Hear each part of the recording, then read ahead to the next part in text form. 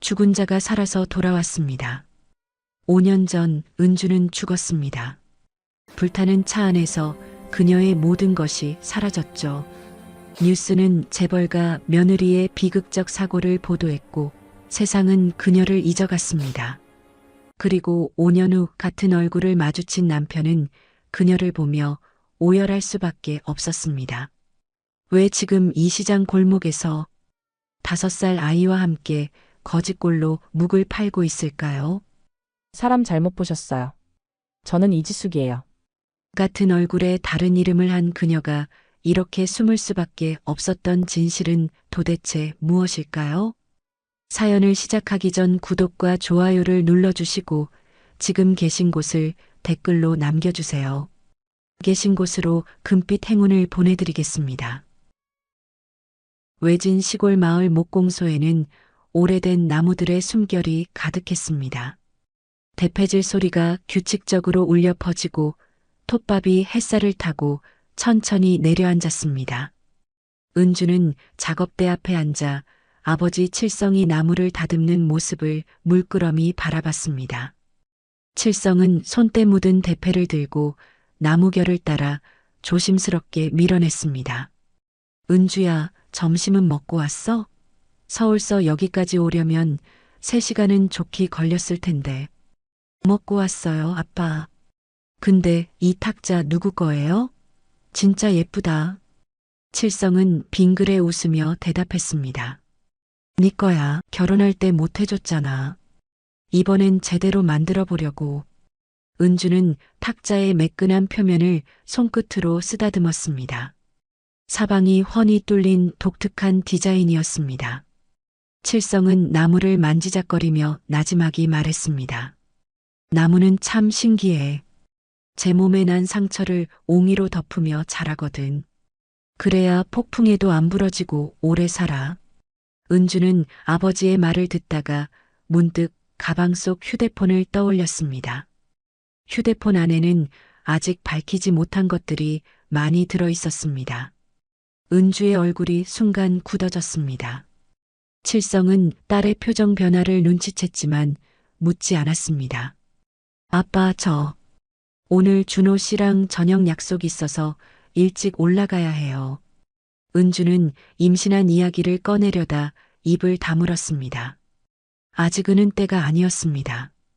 진실을 밝히고 나면 아마 집안이 뒤집힐 게 뻔했습니다. 그 혼란 속에서 임신 소식까지 전하면 아버지가 얼마나 걱정하실지 뻔했습니다. 은주는 서둘러 자리에서 일어났고 칠성은 손을 흔들며 딸을 배웅했습니다. 은주가 떠난 지 10여 분쯤 지났을까요? 칠성은 테이블 위에 놓인 휴대폰을 발견했습니다. 은주의 것이 분명했습니다. 사위와 저녁 약속이 있다던 딸이 휴대폰 없이 어찌 만나겠나 싶었습니다.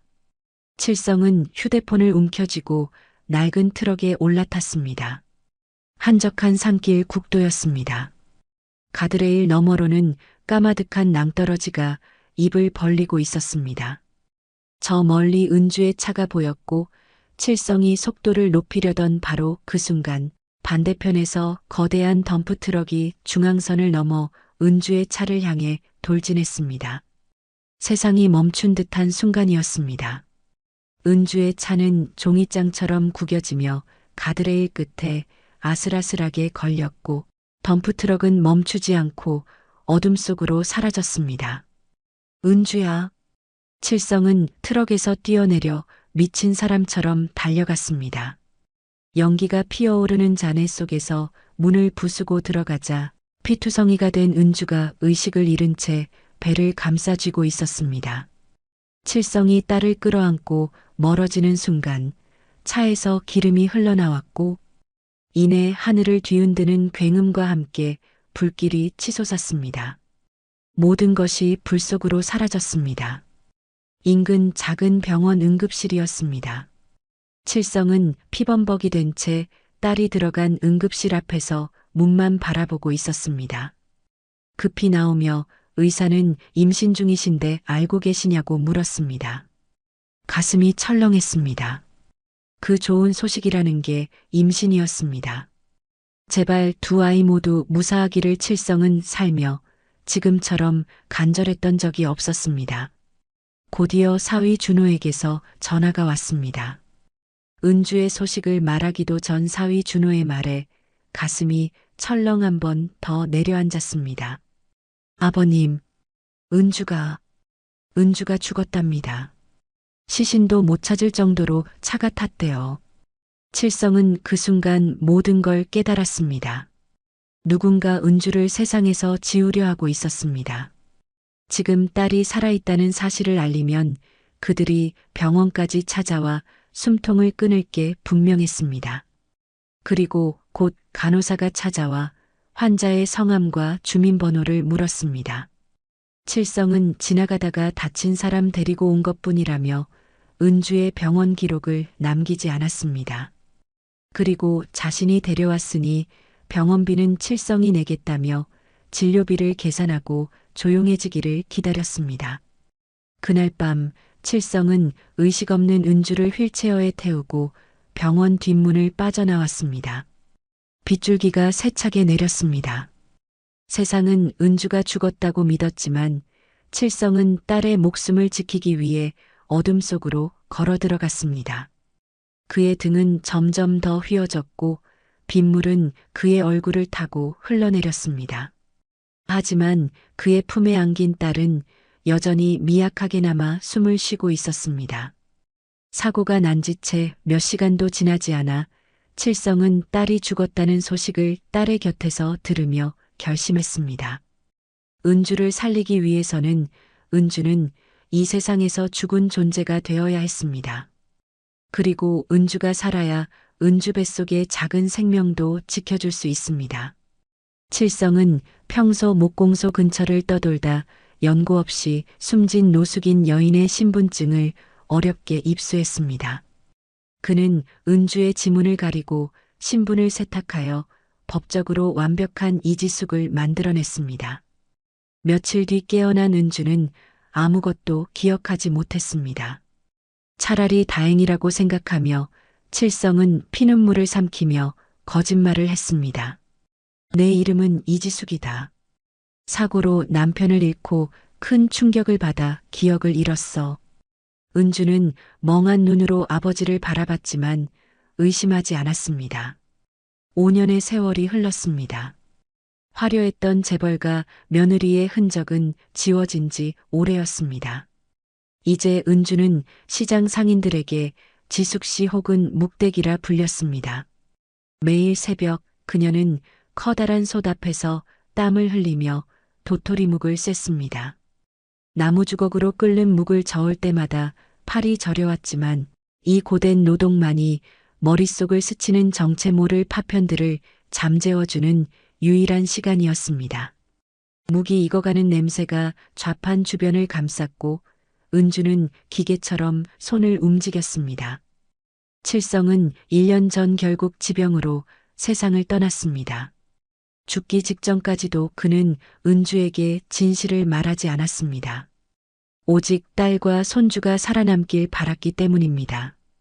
은주는 아버지가 남긴 유일한 유품인 낡은 사방 탁자를 시장 구석 단칸방에 소중히 모셔두고 있었습니다.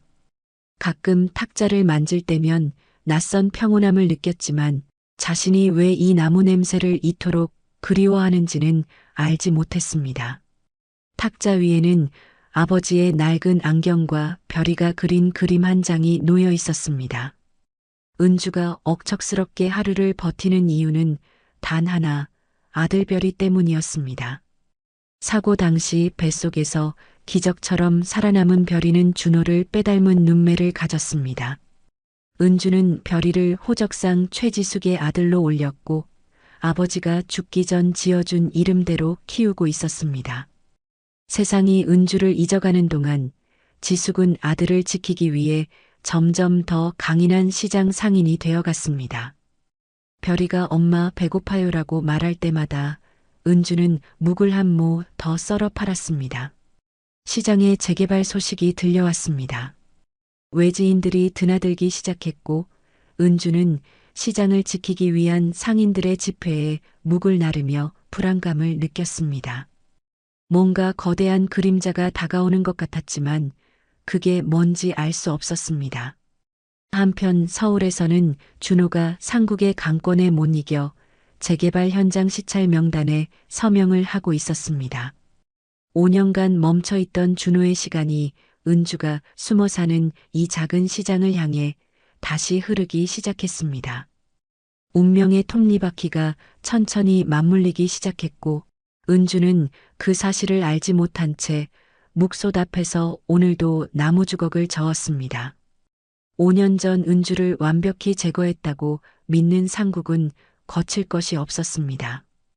은주의 사고는 세간에서 잊혔고 그는 은주가 가졌던 비리 증거도 차와 함께 불타 사라졌다고 확신했습니다. 상국은 정재계를 주무르는 거물로 성장해 더 거대한 비리를 저지르며 부와 권력을 누리고 있었습니다.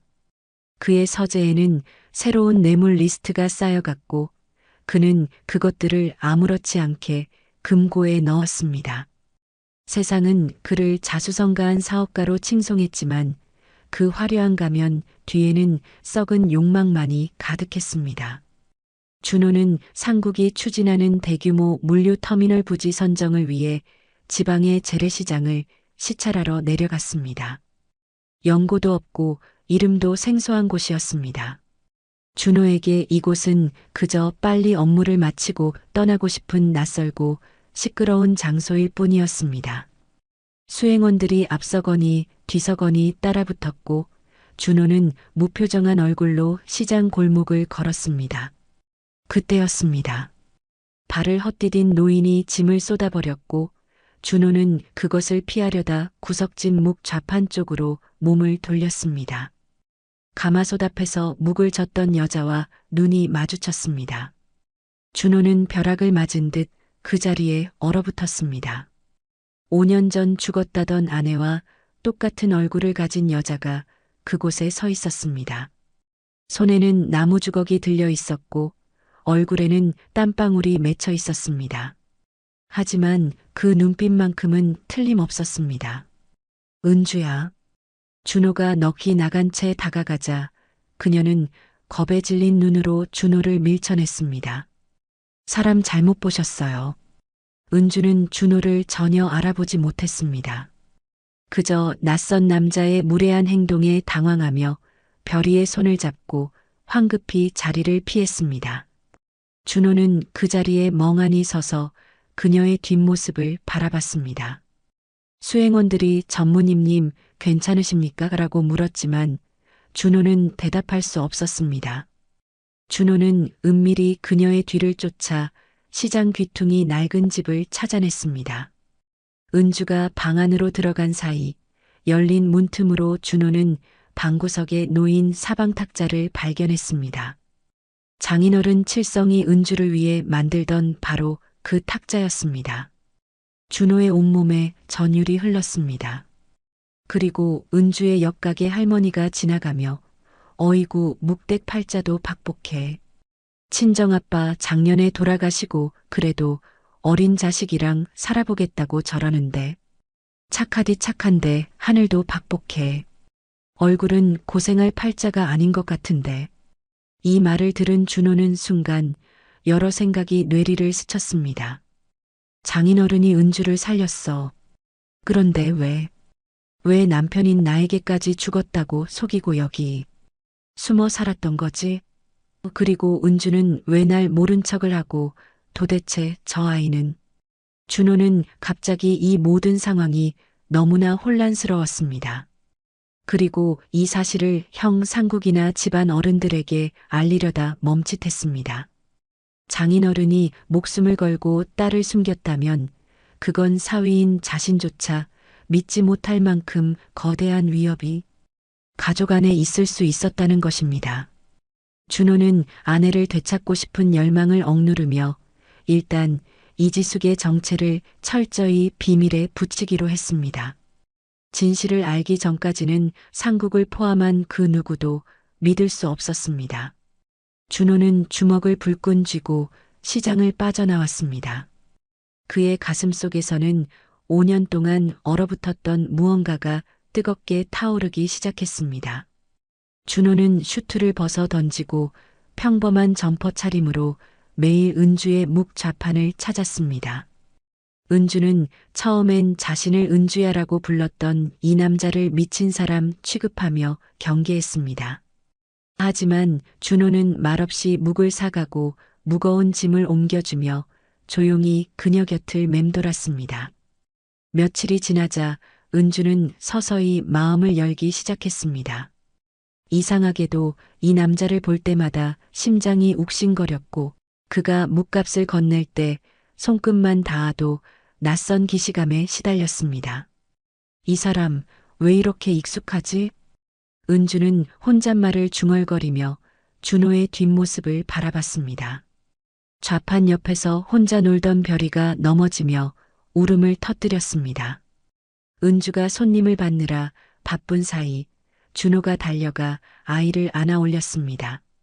아이의 얼굴을 가까이서 마주한 순간 준호는 온몸에 소름이 돋았습니다. 별이가 울음을 그치며 시긋 웃을 때 한쪽 뺨에만 깊게 패이는 외보조개가 드러났습니다. 그리고 놀란 듯 눈을 크게 떴을 때 보이는 쌍꺼풀이 한쪽만 있는 특이한 짝눈이었습니다. 그것은 거울 속 준호 자신의 모습이자 은주가 살아생전 우리 아기는 당신 닮아 짝눈이면 어떡해라고 농담처럼 말했던 바로 그 모습이었습니다. 준호는 떨리는 손으로 아이의 얼굴을 어루만졌습니다. 내 아들이야. 은주가 아이를 가졌던 거야. 그리고 사고가 있었고 그러면서 기억을 잃게 된 건가? 도대체 너에게 무슨 일이 있었던 거야? 준호의 눈시울이 붉어졌지만 그는 애써 감정을 억눌렀습니다. 은주가 달려와 별이를 안아가며 고맙다는 인사를 건넸지만 준호는 제대로 대답할 수가 없었습니다. 준호는 별이와 놀아준다는 핑계로 은주의 좁은 단칸방 안을 들여다봤습니다. 구석에 놓인 사방 탁자를 유심히 살피던 중 탁자 하단 구석에 아주 작게 새겨진 칠성 특유의 별 모양 낙인을 발견했습니다. 아버님은 은주를 지키기 위해 모든 것을 버리고 이곳에 오셨어. 사위인 나에게조차 비밀로 했다면 분명 장인어른이 숨겨놓은 진실이 어딘가는 있을 거야. 서울에 있는 상국으로부터 전화가 왔습니다. 준호야, 시찰이 왜 이렇게 길어져? 시장 재개발 반대 세력이 만만치 않다며? 내가 사람 좀 보낼까? 상국은 평소답지 않게 현장에 오래 머무는 준호를 의심하기 시작했습니다. 준호는 소름 끼치는 냉기를 느끼며 답했습니다. 아닙니다, 형님. 제가 직접 상인들 설득해서 조용히 처리하겠습니다. 사람 보내지 마세요. 전화를 끄는 준호의 손은 미세하게 떨리고 있었습니다. 은주는 준호가 아이 주라며 사다 준 나무 장난감을 만지다가 알 수 없는 두통에 시달렸습니다. 거울 앞에 선 은주는 자신의 얼굴을 낯설게 바라봤습니다. 그때 찰나의 환영처럼 화려한 드레스를 입고 누군가와 행복하게 웃고 있는 자신의 모습이 스쳐 지나갔습니다. 나는 누구지?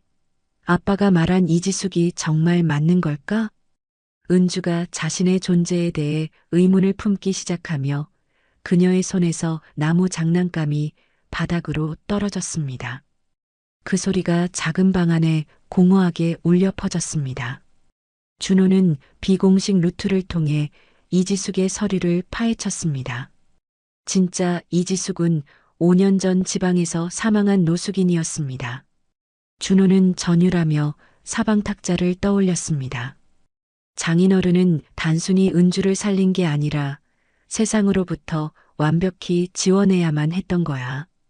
준호는 사고 당시 상국이 사건을 서둘러 덮었던 기록들을 보며 이제 형 상국을 단순한 혈육이 아닌 잠재적 살인범으로 의심하기 시작했습니다. 서울에서 상국은 준호의 비서로부터 보고를 받았습니다. 준호가 재개발 시찰은 뒷전이고 웬 묵집 여자와 아이에게 정신이 팔려 있다는 내용이었습니다. 상국은 코웃음을 쳤습니다.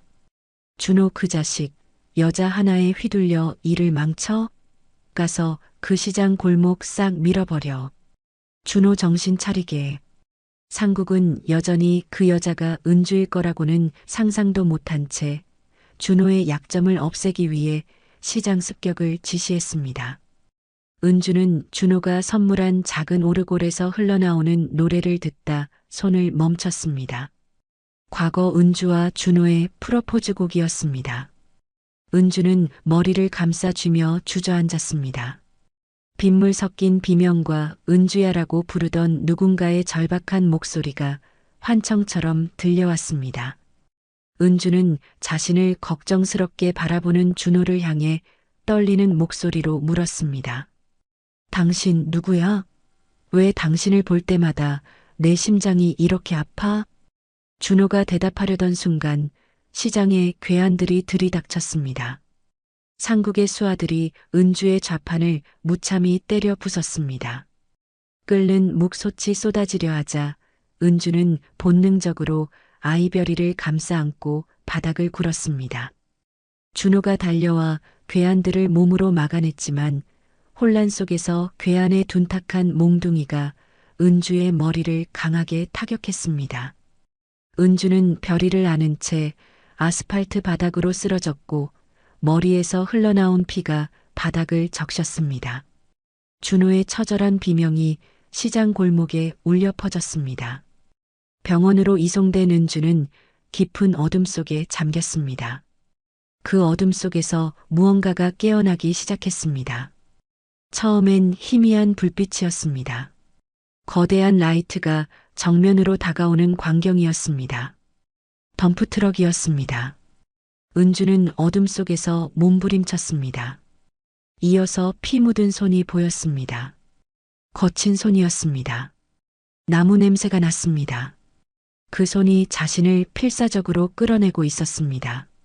아빠. 은주는 어둠 속에서 중얼거렸습니다. 불길이 치솟았습니다. 뜨거운 열기가 얼굴을 태웠습니다. 멀리서 누군가가 지켜보고 있었습니다. 정장을 입은 남자였습니다.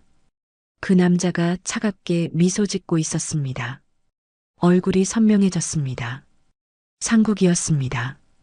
은주는 어둠 속에서 비명을 질렀습니다. 응급실에서 은주가 천천히 눈을 떴습니다. 형광등 불빛이 눈부셨습니다. 곁에서 피투성이가 된 손으로 자신을 잡고 있는 남자가 보였습니다. 그 남자가 울고 있었습니다. 은주는 혼란스러웠습니다. 이 사람은 누구지? 하지만 묘하게 익숙했습니다. 은주는 떨리는 손을 들어 그의 뺨을 어루만졌습니다. 당신은 누구예요? 남자가 더욱 격하게 울었습니다. 은주야, 나야. 준호야. 준호. 그 이름을 듣는 순간 은주의 머릿속에서 무언가가 폭발했습니다. 웨딩드레스를 입고 웃던 자신의 모습, 사방탁자를 만들던 아버지의 모습, 그리고 서재에서 몰래 찍었던 장부들이 파노라마처럼 스쳐 지나갔습니다. 은주의 눈동자가 점점 또렷해졌습니다. 준호 씨, 저 이제 기억이 나요. 나 이제 다 기억나. 은주의 목소리가 떨렸습니다. 준호는 오열하며 그녀를 끌어안았습니다. 은주는 준호의 품에 안긴 채 나지막이 물었습니다. 우리 아빠는요? 혼란스러워하는 은주의 손을 잡으며 준호는 바라볼 수밖에 없었습니다. 아빠가 압박 나를 지키려고 나를. 준호의 침묵이 모든 걸 말해주었습니다.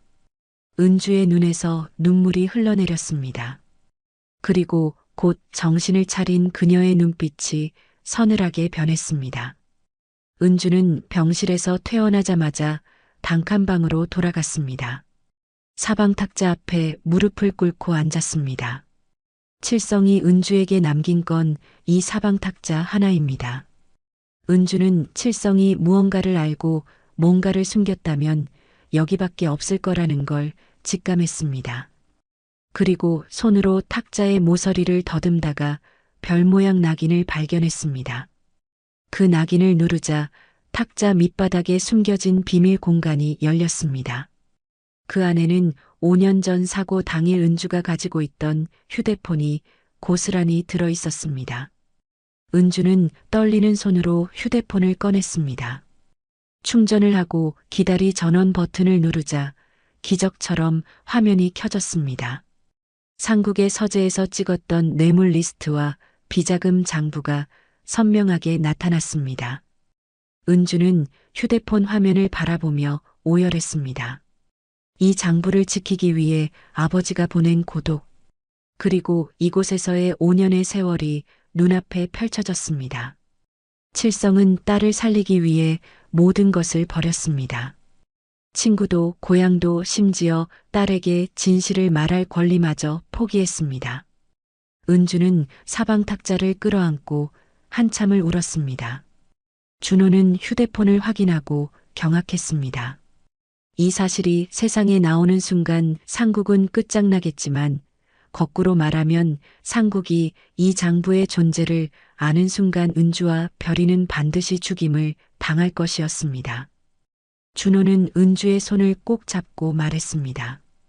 은주야, 형은 당신이 죽었다고 믿고 있어. 그 방심이 우리의 가장 큰 무기야. 당신이 살아있다는 사실을 형이 절대 눈치채지 못하게 해야 해. 은주는 고개를 끄덕였습니다. 그녀의 눈빛에는 더 이상 두려움이 없었습니다. 서울의 상국은 준호가 지방에 너무 오래 머무는 것을 의심했습니다.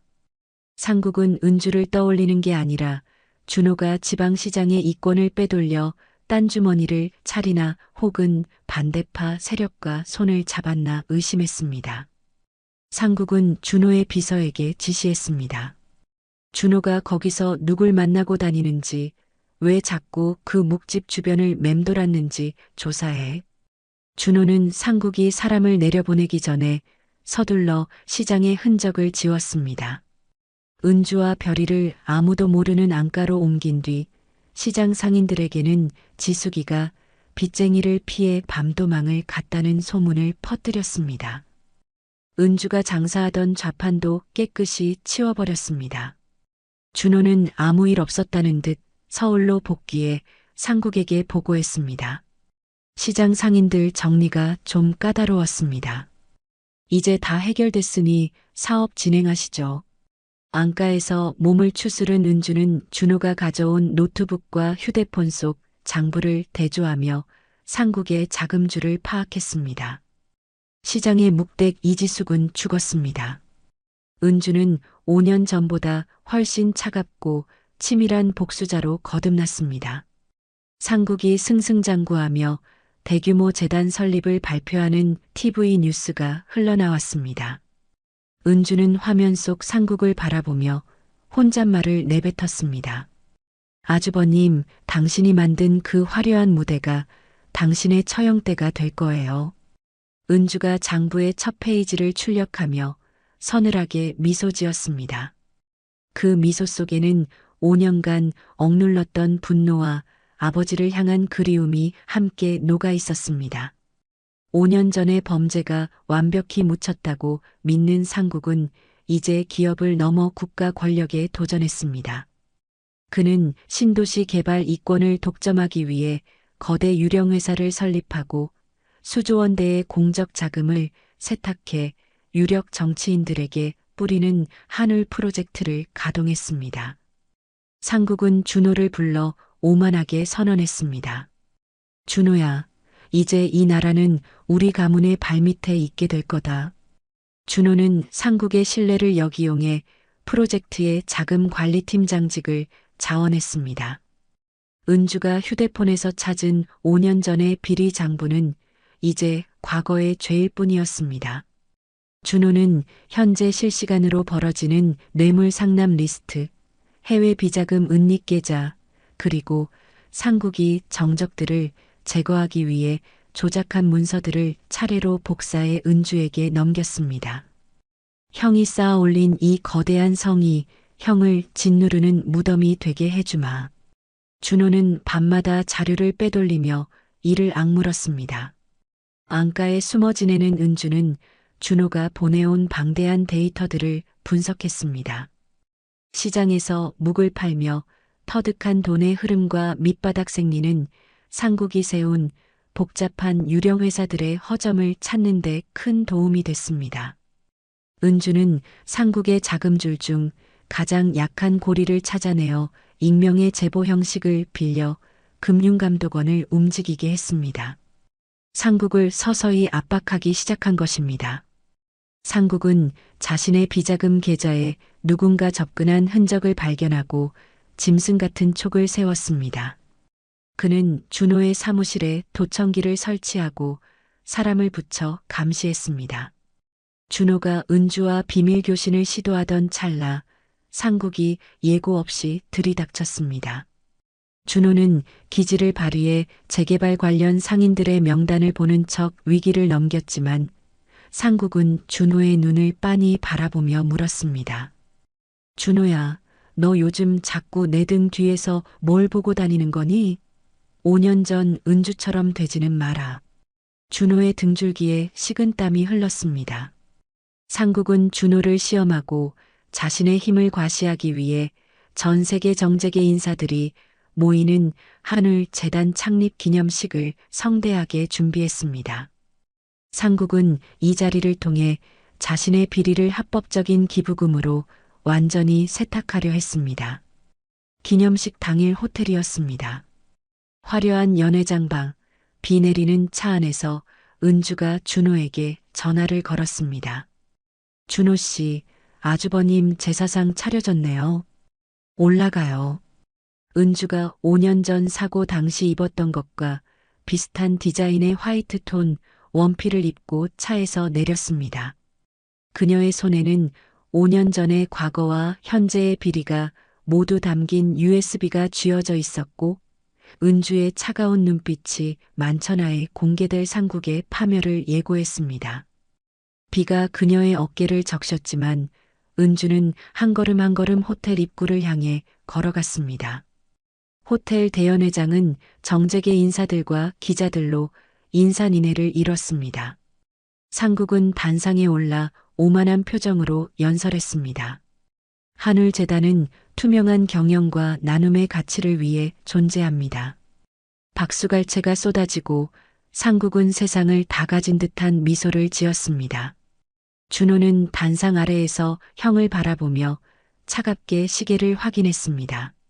상국의 성공 신화를 담은 기념 영상이 상영될 차례였습니다. 하지만 화면에는 화려한 그래픽 대신 5년 전 은주의 휴대폰에 담겨 있던 비리 장부와 준호가 최근에 확보한 실시간 뇌물 리스트가 선명하게 쏟아져 나왔습니다.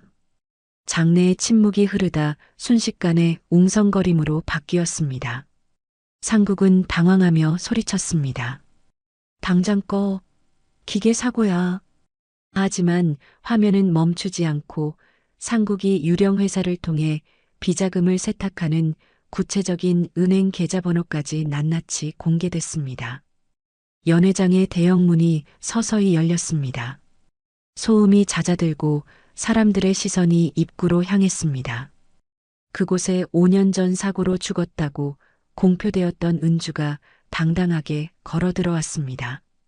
그녀는 5년 전 사고 당일 입었던 옷과 흡사한 드레스를 입고 당시 상국을 마주했을 때의 눈빛 그대로 그를 향해 다가갔습니다. 상국은 유령을 본 듯 뒷걸음질을 치다 단상 아래로 넘어질 뻔했습니다. 내가 어떻게, 너는 죽었어. 내가 분명히 봤는데. 은주가 차갑게 말했습니다. 아주버님이 본 건 죽어가는 제 모습이 아니라 당신의 추악한 욕망이었겠죠. 저 살아 돌아왔습니다. 아버지가 지켜주신 이 목숨으로 당신을 심판하러요. 준호가 미리 대기시켜 놓은 검찰과 경찰들이 연회장으로 들이닥쳤습니다. 준호는 형에게 다가가 직접 수갑을 채우려는 수사관들에게 자신이 모은 추가 증거 USB를 건넸습니다. 상국은 준호의 멱살을 잡고 울부짖었습니다. 내가 감히 형을 배신해? 준호가 차갑게 대답했습니다. 배신은 형이 먼저 했어. 은주를, 장인어른을, 그리고 우리 가족의 명예를. 이제 형의 시간은 끝났어. 상국은 취재진의 카메라 플래시 세례를 받으며 처참하게 연행됐습니다. 시간이 흘러 평화를 되찾은 어느 날이었습니다. 은주와 준호, 그리고 별이는 칠성의 묘를 찾았습니다. 그 곁에는 은주가 목숨보다 아꼈던, 이제는 진실을 품었던 인물을 다한 사방탁자가 놓여 있었습니다. 별이는 할아버지 묘 앞에 시장에서 팔던 것과 똑같은 도토리묵 한 그릇을 올렸습니다. 할아버지, 묵 맛있게 드세요. 은주는 사방탁자의 나뭇결을 쓰다듬으며 중얼거렸습니다. 아빠, 이제 나 은주로 잘 살게. 지켜봐줘. 준호가 은주의 어깨를 감싸 안고 세 가족은 숲길을 내려갔습니다. 바람에 흔들리는 나뭇잎 소리가 마치 칠성의 허허로운 웃음소리처럼 들렸습니다. 상국 법정에서 징역형을 선고받았습니다. 은주는 방청석에서 그 모습을 묵묵히 지켜봤습니다. 재판이 끝난 후 상국은 은주와 눈이 마주치자 마지막까지 원망 섞인 눈빛을 보냈지만 은주는 더 이상 동요하지 않았습니다. 당신을 미워하는데 내 남은 인생을 쓰지 않겠어. 그게 아빠가 바란 진짜 복수니까. 은주는 차갑게 돌아서 법정을 나왔습니다. 은주는 안가에 두었던 사방탁자를 새로 지은 자신의 작은 공방 한가운데에 놓았습니다. 이제 그 안에는 비리 휴대폰 대신 별이가 어린이집에서 만들어 온 찰흙 인형과 가족 사진이 들어 있었습니다. 준호는 경영 일선에서 물러나 은주의 공방 일을 돕고 있었습니다.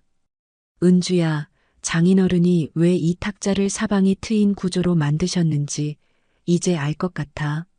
숨길 게 없는 삶, 어디서든 진실이 보이는 삶을 살라는 뜻이었겠지. 은주는 고개를 끄덕이며 탁자의 나뭇결을 쓰다듬었습니다. 별이는 공방 벽에 걸린 칠성의 사진을 보며 물었습니다. 엄마, 할아버지는 왜 안 와? 은주는 별이를 무릎에 앉히고 사방 탁자의 나뭇결을 만지게 했습니다. 할아버지는 이 나무 안에 계셔. 별이가 착한 일을 할 때마다 이 나무에서 기분 좋은 향기가 날 거야. 그게 할아버지의 숨결이야. 별이는 탁자에 작은 뺨을 갖다 댔습니다. 은주와 준호는 별이와 함께 예전 이지숙으로 살던 지방시장을 다시 찾았습니다. 묵집 할머니와 상인들은 은주를 보고 지숙이 아니냐며 반가워했습니다. 은주는 더 이상 도망치지 않고 그들의 손을 잡으며 인사했습니다. 은주는 시장 재개발을 막아준 준호의 도움으로 그곳에 상생 목공소를 세우기로 했습니다. 아버지가 자신을 지켜준 것처럼 자신도 누군가의 터전을 지켜주기로 결심한 것입니다. 노을이 지는 저녁, 은주는 아버지가 예전에 쓰던 낡은 대패를 꺼내 나무를 깎았습니다. 슥슥 소리가 공방 안에 평화롭게 울려 퍼졌습니다. 창문 너머로 준호와 별이가 마당에서 뛰어노는 모습이 보였고 햇살이 사방 탁자의 빈 공간을 통과해 바닥에 정교한 격자무늬 그림자를 만들었습니다. 은주는 나무를 깎으며 나지막이 중얼거렸습니다. 아빠, 이제 제 인생의 결을 제가 직접 다듬을게요. 칠성의 따뜻한 목소리가 바람결에 들리는 듯 했습니다.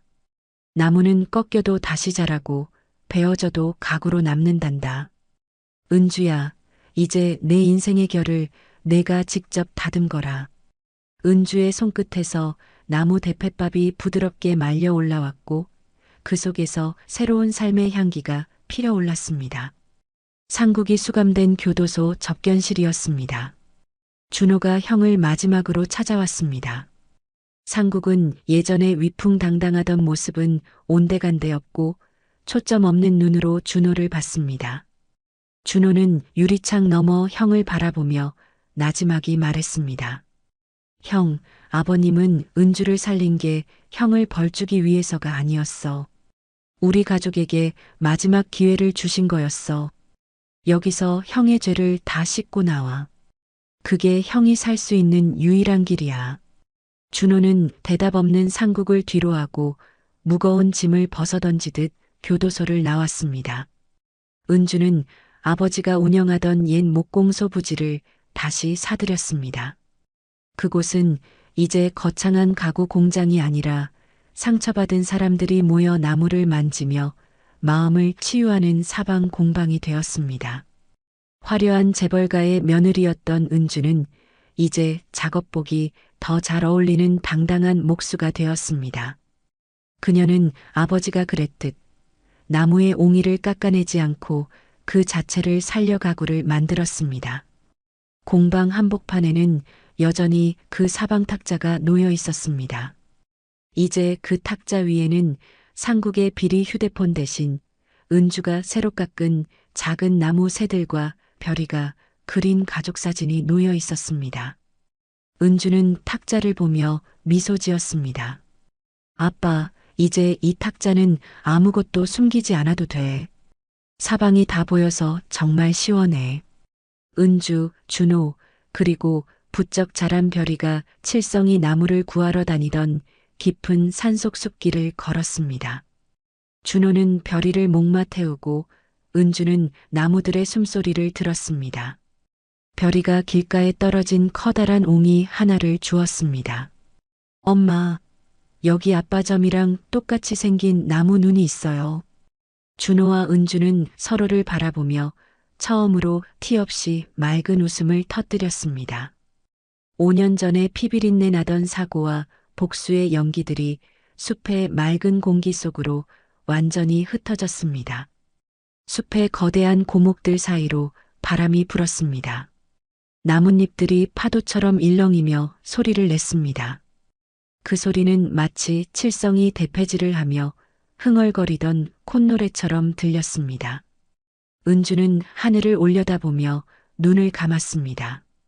칠성의 목소리가 바람결에 실려 들려오는 듯 했습니다. 은주야, 나무는 제 몸에 난 상처를 옹이로 감싸며 더 단단해진단다. 너의 5년도, 나의 사방 탁자도 이제는 단단한 옹이가 되었으니 다시는 흔들리지 말고 뿌리 깊게 살아가거라. 숲속 오솔길을 걸어가는 세 사람의 뒷모습이 점점 작아졌습니다. 햇살 아래 눈부시게 빛나는 초록빛 숲이 그들을 감싸 안았고 은주는 준호의 손을 꼭 잡으며 별이의 목소리에 귀 기울였습니다. 이제 그들에게는 숨길 것도 두려워할 것도 없었습니다. 사방 탁자처럼 투명하고 당당한 삶이 그들 앞에 펼쳐져 있었습니다.